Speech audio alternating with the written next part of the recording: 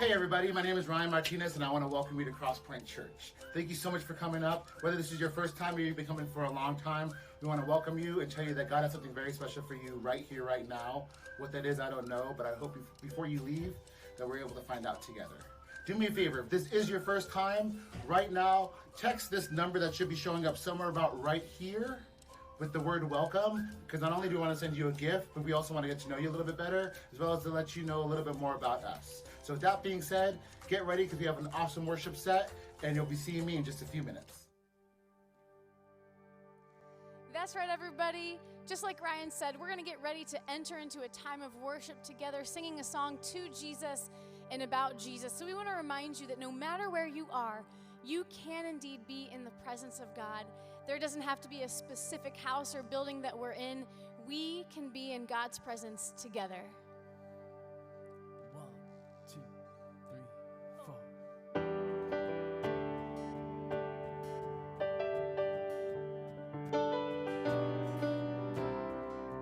Let's sing sometimes.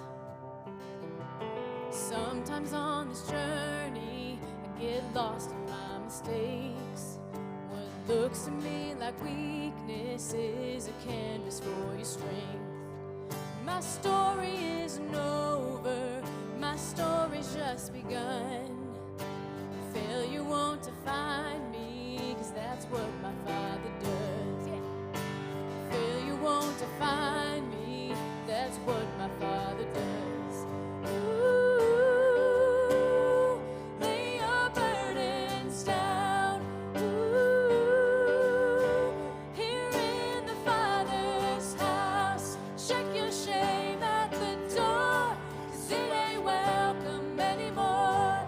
Ooh, you're in the Father's house. Come on.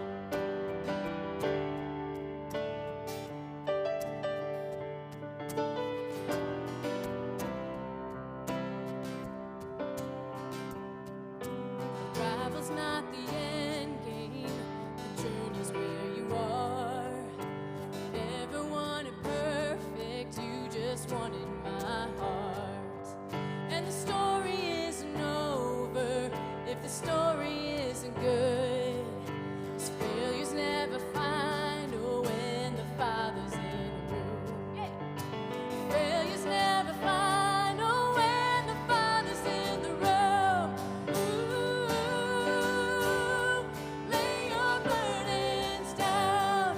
Ooh, here in the Father's house, check your shame at the door, 'cause it ain't welcome anymore. Ooh, you're in the Father's house.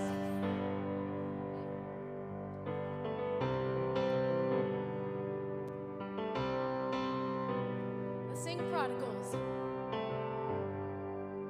When prodigals come home, the helpless find hope, and love is on the move when the Father's in the room.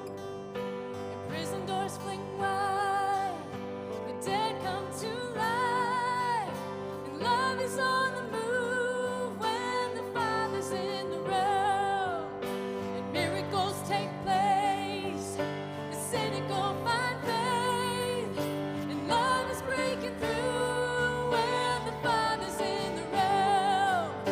And Jericho walls are quaking, strongholds now are shaking. Love is breaking through when the Father's in the room. Love is breaking through.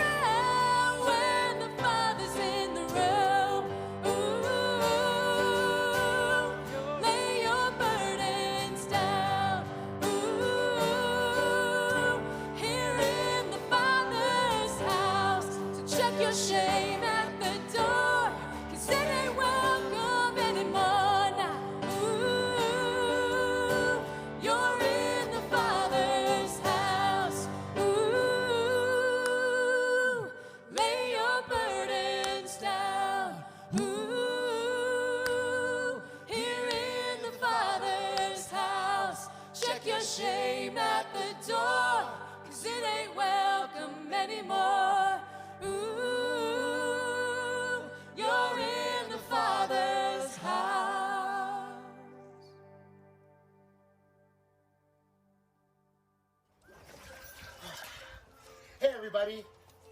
It's great to see you again. Welcome to Crosspoint Church, where all kinds of people are coming and discover and follow Jesus. Sorry, I just had to finish taking a couple of laps before service started because I want to make sure that I am pumped and ready to go. The way that you can make sure that you're pumped and ready to go for service is you can do a couple of things. Make sure you grab your Bibles, make sure you grab a snack, make sure that you grab something to drink, and you get comfortable for an amazing message that's coming your way in just a moment.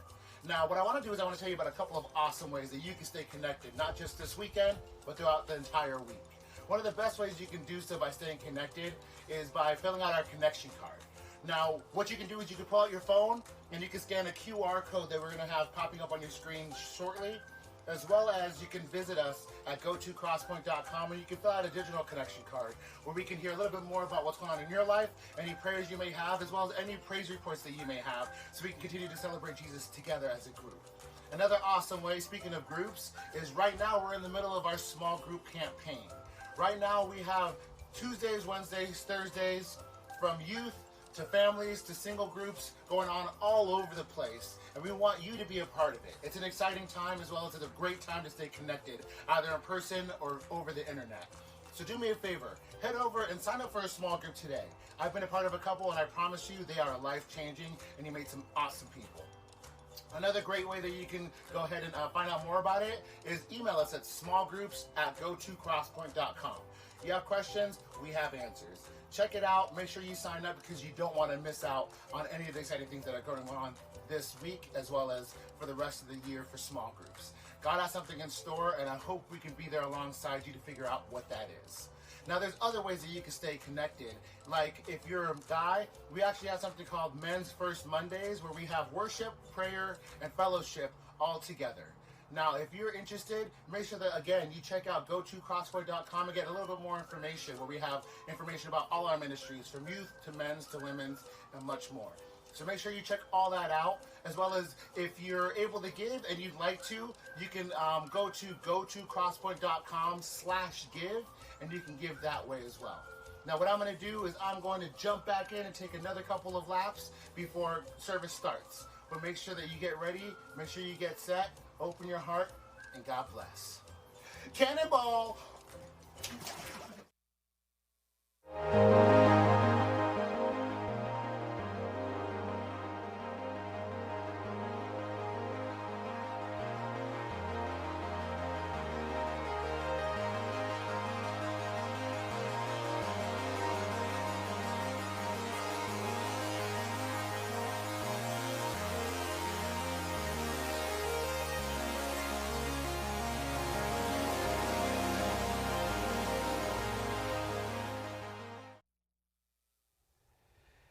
Hey, I'm sitting out here on a patio, which is where a lot of you are going to be sitting in a couple of weeks as our Destination Community 2021 small group season gets into gear. Already, 250 of you have signed up. Some of our groups are going to be in person like this, seated on a patio, outside, talking together, sharing together, eating together, laughing together, praying together, all that. Some of you are going to be doing groups online, and that'll be fantastic. We hope you all get signed up. We know that some of you are still figuring out which group to go to. I want to encourage you right now that all the groups that are still open are fantastic leaders. Click on the little URL code thing right now, whether that's up here, down here, over here, or right here. Just click on it. Get on that URL code. Get signed up for a group. Every group that's still open, I know all these leaders personally. They're fantastic people. You'll love them. I was talking to a guy today who said I couldn't get in the group I wanted this year, but I'm kind of excited because, man, every time I've joined a new group, it's always been fun. I get to know new people. That all the fun, exciting, interesting people are not in my previous group. I met some more new people. So do that. Get signed up. I also want to encourage you to check out our specialty groups that meet on Monday nights. There's a men's group and a women's group. Click to the bottom of that registration page. All you have to do is take your phone right now, open up the little camera thing. You don't have to do anything except zoom into that code. It'll take you right to the page. And on the bottom of that page is our specialty groups. There's a men's group and a women's group there that has to do with addiction issues related to sexuality. Fantastic stuff there. Bob and Katie Adato lead those groups. I'm telling you, so many men and women have discovered freedom and help and hope and recovery there. Get there, sign up for that. There's also a men's group that's going to be led by a good friend of mine, a good buddy of mine, Paul Perkowski, leading a Bible study for men through the book of Romans. Sign up for that, men.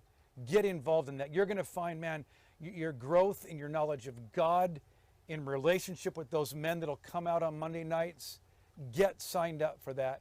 Be part of that. I want to chat with you today about the end of the world, part 2. We talked about part 1 last week, talked about relationships and what it means to love each other.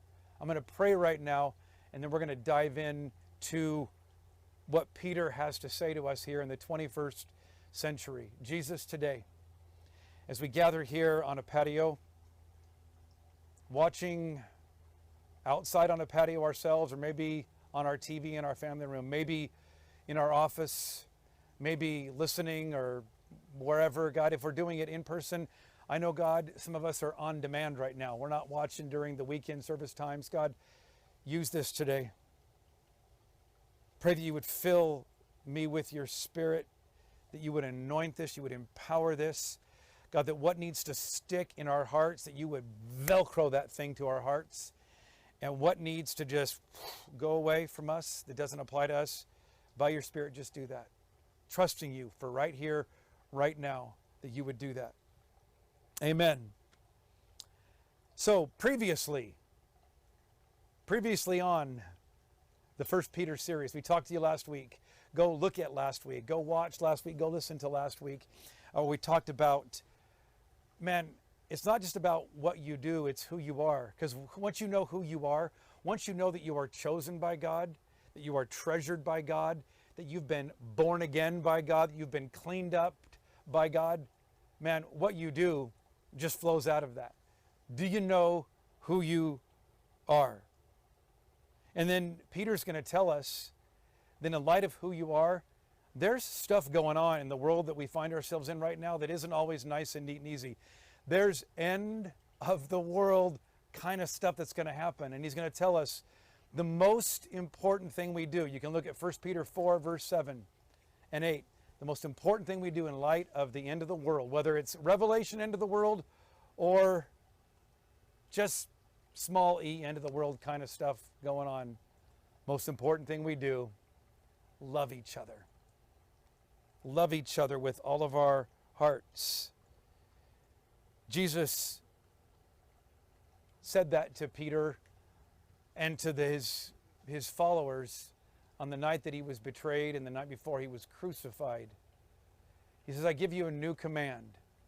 And this new command I give you is love each other in the way I've loved you. By this will all men know that you're my disciples. How you love one another. It's the idea of the quality of your relationships. The health and the vibrancy of those relationships is the most important thing you can do. I got a fly buzzing around here, so if the thing kind of buzzes around, or if I eat the fly, don't get grossed out. But love each other, he says. Most important thing you can do. Have quality relationships. And then he tells us in the rest of Peter, both before and after those verses, what it looks like to love each other. What healthy relationships look like in the real world. In 1 Peter chapter 3, here's what he says. After he's talked about how to have relationships with the government, how to have employer-employee relationships, how to have family relationships, he says, finally, verse 8, finally, all of you should be of one mind, sympathize with each other, love each other as brothers and sisters, be tender-hearted, and keep a humble attitude. Don't repay evil for evil. Don't retaliate with insults when people insult you. Instead, pay them back with a blessing. That's what God's called you to do, and he'll bless you for it. For the scriptures say, if you want to enjoy life and see many happy days. I wonder out there, you guys that are watching right now, anybody out there want to enjoy life and see many happy days? Any fans of that? That would have a 100% positive affirmation of that poll. Enjoy life, see many happy days. He's going to say you're going to do all these things. that we just talked about, healthy relationships, he says, but it also goes on, keep your tongue from speaking evil, your lips from telling lies. Turn away from evil and do good. Search for peace and work to maintain it. And then he goes on to say, the eyes of the Lord watch over those who do right. His ears are open to their prayers. Lord turns his face against those who do evil. Man, he says, you want to have a good life, healthy, quality relationships, here's how to do it. But I know what's happening for some of you today.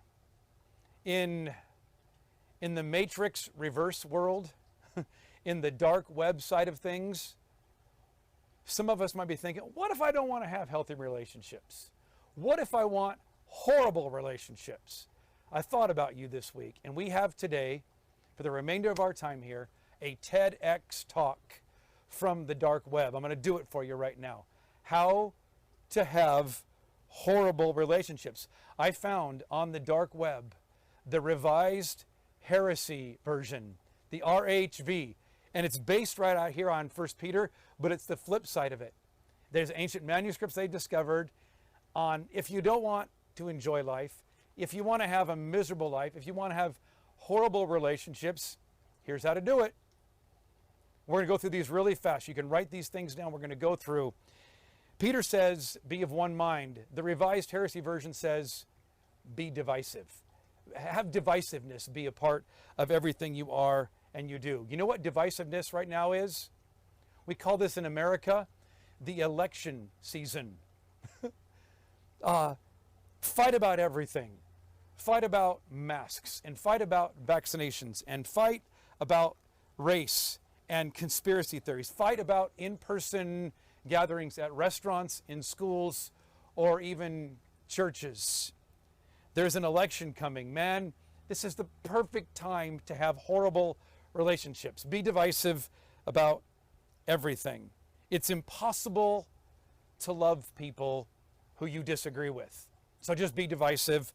Perfect time to do that. On the other hand, if you want to have healthy relationships, and I mean, really, who wants that right now?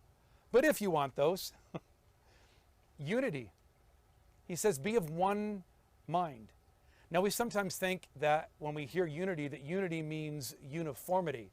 It doesn't mean we have to agree with each other. It simply just means that we're going to have the mind of Christ. It's what Paul says to the church in Philippi and to the church in Temecula and Marietta and Elsinore and wherever you guys are watching today. He's going to say, look, I want you to have healthy relationships. He says, let this mind be in you, which was also in Christ Jesus. Be of one mind. Have the mind of Christ. And recognize, I don't know if you've been a Christian long enough to recognize that not everybody in God's church is the same. Can I just be honest with you today and tell you there are some ridiculous people who believe some ridiculous things right now. You know what else I know? You're probably one of them. He says, look, we're going to have fundamental disagreements about things, but man, if you want healthy relationships, don't let those disagreements divide you. Recognize that Jesus transcends all that the gospel and Jesus is bigger than all those things that we can fight about and disagree about. So unity. And what's beautiful about this is Jesus doesn't just tell us to have unity, he put it into practice. When he selected his first 12 people to be part of his entourage, to follow him around and learn from him, he picked people that were church people and unchurched people. He picked liberals and conservatives. He picked police officers and Black Lives Matter advocates. He picked people that were collaborating with Rome to oppress the Jewish people and people that were working to be freedom fighters and overthrow Rome in a violent way. And these are not just people, don't miss this, that are just part of the congregation that he's leading. They're the leadership of it. If you want healthy relationships, unity. On the other hand, if you want unhealthy relationships, you want horrible relationships, divisiveness.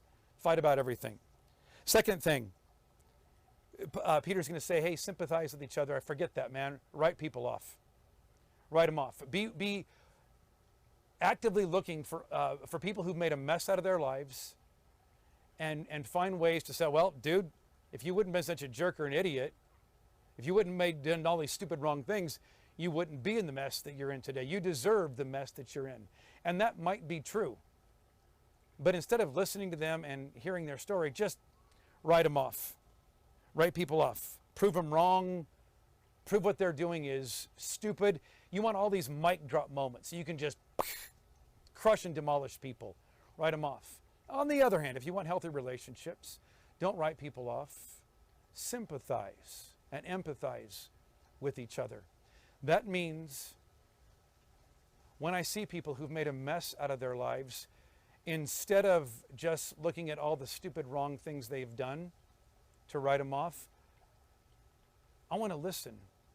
I want to know their story. I want to know the backstory on this, and that will help me understand where they got to. And certainly they've probably done some stupid wrong things, but I want to sympathize, because until I can sympathize and empathize with them, I'm never going to have a chance to help turn their attention, see if they will stop doing those wrong, stupid things. If all I do is just write them off. It's even the case when there's people who have different viewpoints, different doctrinal beliefs, different understandings of things. Rather than just write them off as dumb, stupid, liberals, conservatives, whatever they are, if I would just listen and understand how they got to that point, it will give me the ability to speak in a way that really addresses some of those concerns and how they got there. On the other hand, if you want horrible relationships, just write people off. Peter's going to tell us, love each other like brothers and sisters, but forget that stuff. Conditional love. Only love people who you like, and only love people who are like you. That's how you can have some horrible, dysfunctional relationships. On the other hand, Peter, it's fascinating here, says love each other as brothers and sisters if you want to have healthy relationships. How many of you know that in your family, even amongst your brothers and sisters, there's some of them that are easy to love, and there's some. He says, love each other as brothers and sisters. Just love each other. And what that means is, love even the difficult ones. If you want healthy relationships, learn to love people that are not like me. And even to learn to love people that I don't like very much. Man, that's how you have healthy relationships. On the other hand, if you want to have unhealthy, horrible friendships and relationships, or have nobody that wants to be your friend, only love and like people who are like you. Develop, number 4, a hard, cynical heart. Peter's going to say have a tender heart. Forget that stuff. All this love and mushy, ooey, gooey stuff, and come on, that's for weak-minded people. Everyone's so weak and soft right now. We need some people with some conviction. We need toughness today. That means, man, you got to guard your heart. You got to be defensive. You got to be irritable. You got to be jaded and cynical, because it's a jaded, jacked up, messed up world we live in. And that world, the world we live in, will do that to you. If you want to have messed up relationships, have a hard, cynical, jaded heart. And guys, I got to tell you, this is the one that just kicks my butt all the time. Because I will say things all the time that I'm not cynical, I'm just realistic. And I've let that get into my heart at times, and man, this is a tricky one for me, because this is the one that preaches to me. What I've got to do to develop healthy relationships and quality relationships, if I don't want jacked up, messed up ones, is to cultivate a tender heart. What that means is I've got to develop thick skin and a soft heart. And I have to cultivate that. That doesn't just happen. I've got to get in there with a shovel and a rake, with a cultivator, rent some equipment from Jesus' Home Depot and get it in there and let it cultivate up that heart. Because I'm telling you, the world we live in will harden our hearts. Ephesians 4:31-32. want you to see this. If you want healthy relationships, this won't be up on the screen. I want you to find this yourself and memorize these verses and underline and meditate on them. Ephesians 4:31 and 32 says, get rid of all bitterness, rage, anger, harsh words, and slander, as well as all types of evil behavior. Instead, be kind to each other, tender-hearted. Man, if you want to have people that want to hang around you, that tender-heartedness will be so valuable. And can I tell you too, men, let me just chat with you for a bit. I know there's women that will struggle with being cynical and jaded too, but men really struggle with this, the idea of being tender-hearted. And the reason we struggle with being tender-hearted is because we're insecure. We got to be a man, and a real man, and all the stupid machismo things that are out there, what a real man is, and all that kind of stuff. Man, the most secure men I know are the ones who have a tender, soft heart. And they'll let you see that heart. They'll be with you in those moments. So if you want horrible relationships, keep a cynical, jaded heart, protect your heart, have thin skin and a hard heart. Let everything offend you, let everything bother you, and just have a hard heart about everything. On the other hand, cultivate a tender heart. On the other hand, too, number 5, pride. Peter's going to tell us, be tender-hearted, keep a humble attitude. Forget that stuff. That's how you have quality relationships. If you want to have horrible relationships, pride. And what pride is, pride says, I'm the smartest guy in the room. That my beliefs, that my values, that what I think, my opinions, and my methodology, the way we should do things, is always right. And that's in my family, that's in my marriage, that's in the workplace, that's in the church that I go to, that's in my small group. I'm the smartest one there. And if you want to have horrible relationships, and if you want to have no relationships, just keep pride. Because at some point, people just don't want to be around that kind of person. If, on the other hand, you would love to have healthy relationships, I don't know why anybody would want that. He says, have a humble attitude. You know what a humble attitude is I might not be the smartest guy in the room. Even if you're at the top of the org chart, I might not be the smartest guy in the room, and I might have something to learn from people who are very different than me, who are maybe on the opposite side of this belief system, or who might be conservative Republicans or liberal Democrats. I might have some things to learn from people on things that I just think are stupid and wrong, but if I would just listen, I might have some things to learn. This is why read Proverbs consistently, because Solomon, who is the wisest man, who's at the top of the org chart in the kingdom, he says a wise leader has a multitude of counselors. And that doesn't just mean lots of different people, because you can get lots of different people around you that just affirm everything that you believe. The idea of multitude of counselors is diversity of opinions, people that don't just affirm your beliefs and affirm your decisions, people who question, people who push back. Have a humble attitude. He says, don't repay evil for evil. Don't retaliate with insults. And you know, guys, there's lots of bad, stupid, evil people out there, aren't there? People that have done you wrong. People in the workplace, people in your family, your ex, some of you even your kids, your boss, people in churches that have hurt you and wronged you. You have to make sure you settle the score. Retaliation, revenge, and payback are the name of the game. If you want horrible relationships, that's the way to do that. On the other hand, if you want quality relationships, I want to tell you today this. Some of you will know this by experience.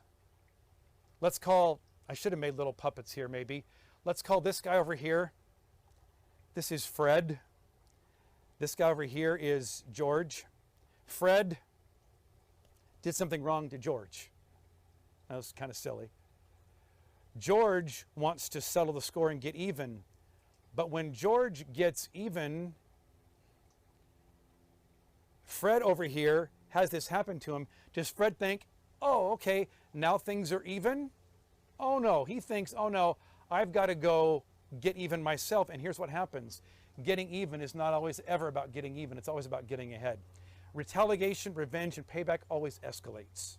whether that's spoken, whether that's written, whether that's actions or deeds, it always escalates. And it makes a mess out of relationships.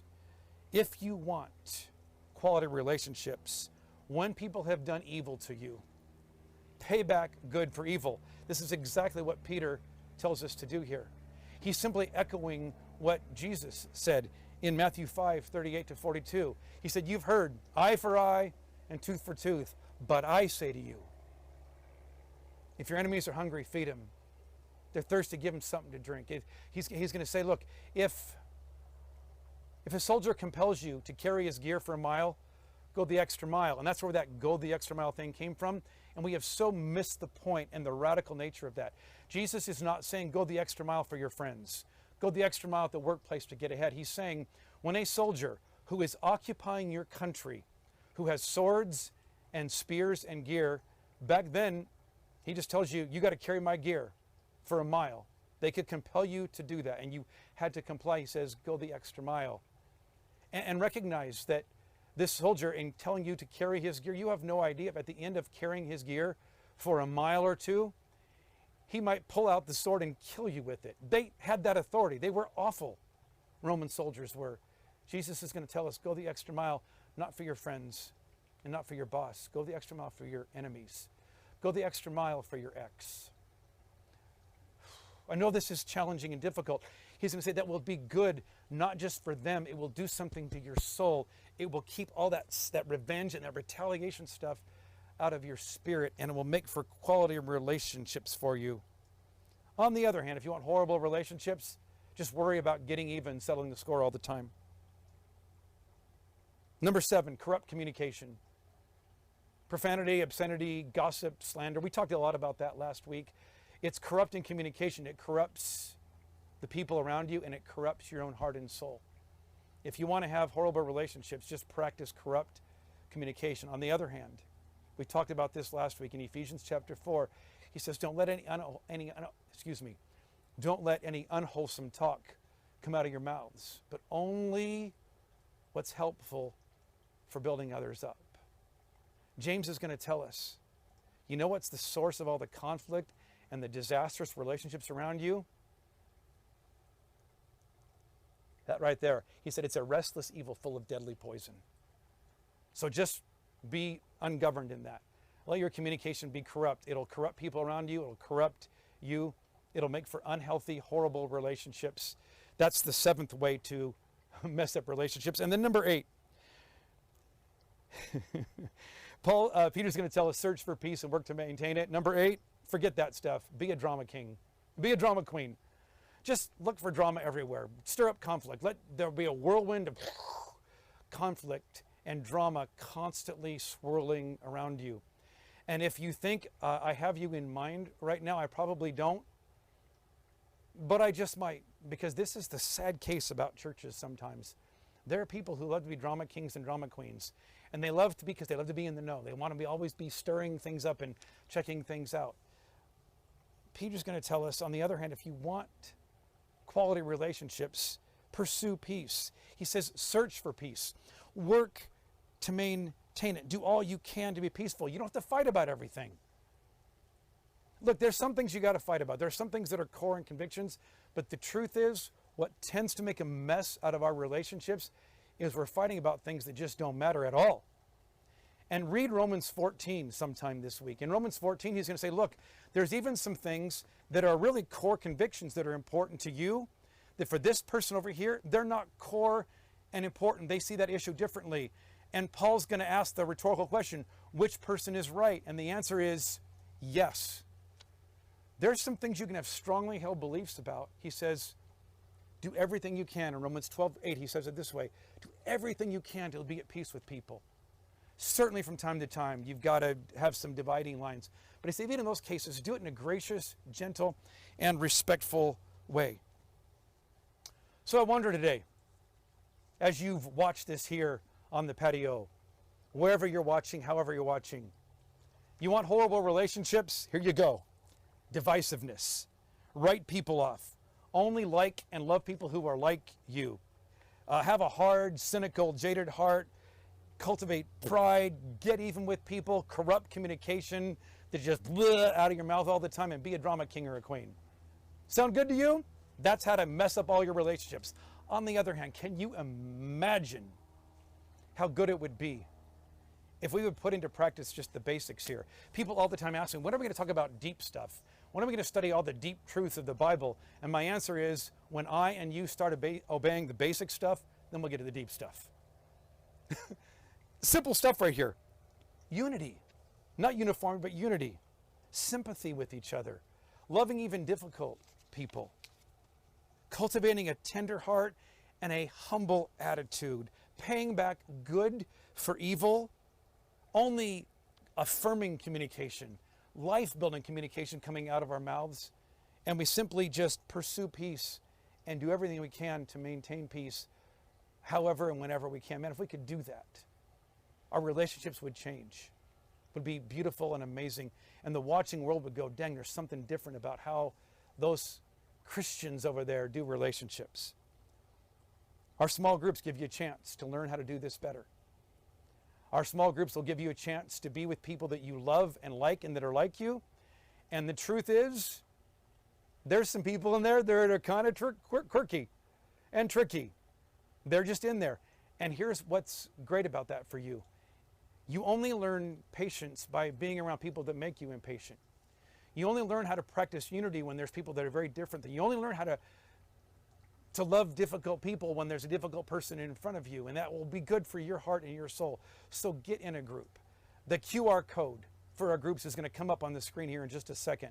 Scan that in right now and make these groups an investment in relationships. Don't withdraw right now. You can't, well, you know what? You could do this alone for a while, but here's what happens. At some point, you're going to go, dang it, we withdrew from these things and I missed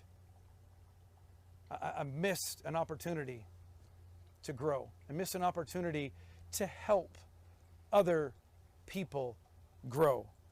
Get involved in one of those groups and let's put into practice what it means to love each other. That the end of the world might be coming soon. What do you want? Horrible or healthy quality relationships? It's laid out here so clearly for us today. Thank you for joining me here on the patio today. We're going to sing right now.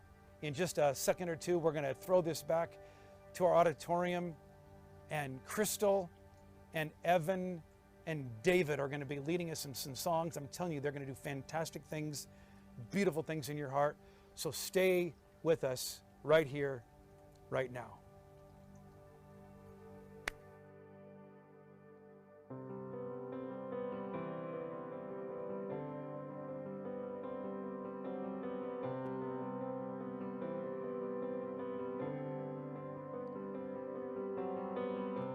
I am guilty, ashamed of what I've done, what I've become. These hands are dirty. I dare not lift them up to the Holy One.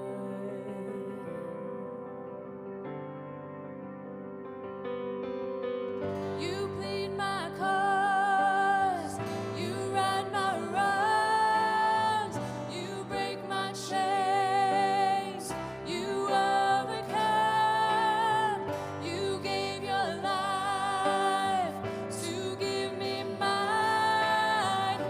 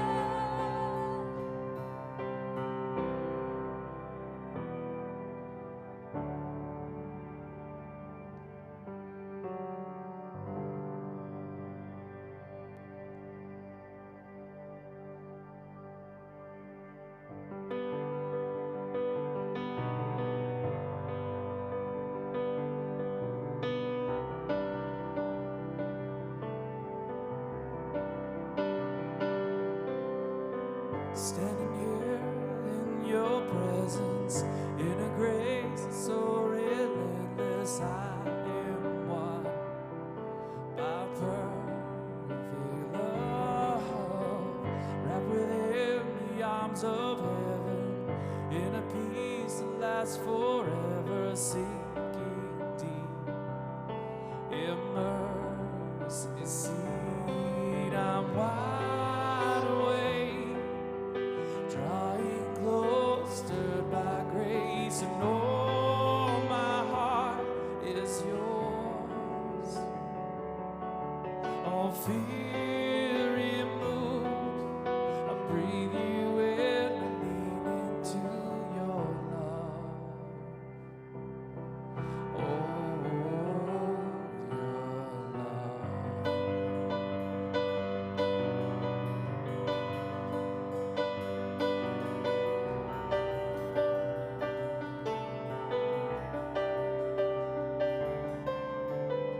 When I'm lost, you pursue me. Lift my hands to see your glory, Lord of all. So beautiful. Here in you I find shelter, captivated by the splendor of your face. My secret place, I'm wide awake, drawing close, stirred by grace, and oh, my heart is yours. All fear removed, I breathe you in, I lean into your love. Oh, your love.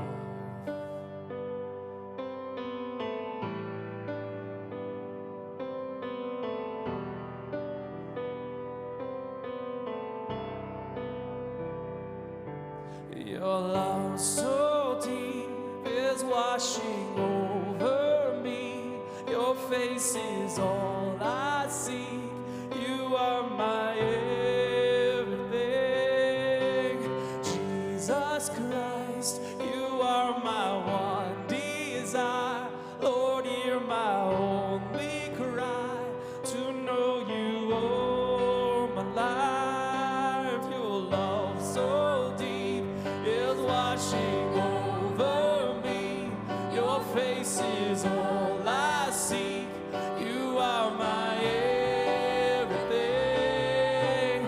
Jesus Christ, you are my one desire. Lord, hear my only cry, to know you all my life. I'm wide awake, drawing close, led by grace, and oh, my heart is yours. All fear removed, I breathe you in, I lean into your love. Oh, your love.